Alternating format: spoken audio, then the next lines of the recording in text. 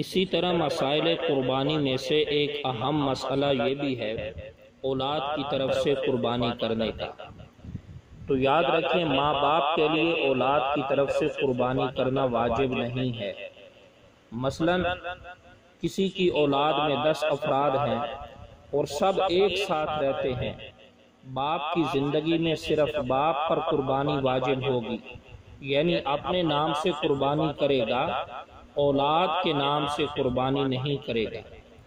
اور اگر اولاد بالغ ہے اور سب کے سب مالدار ہیں اور صاحب نصاب ہیں تو اس صورت میں ہر ایک پر ضروری ہوگا کہ ایک ایک حصہ قربانی کرے۔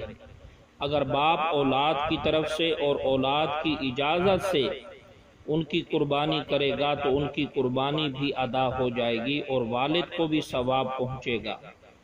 البتہ اگر والد نہیں قربانی کرتا اولاد کی طرف سے تو ہر ایک پر لازم ہوگا کہ ایک ایک حصہ قربانی کرے، وگرنہ سب کے سب گناہ گار ٹھہریں گے۔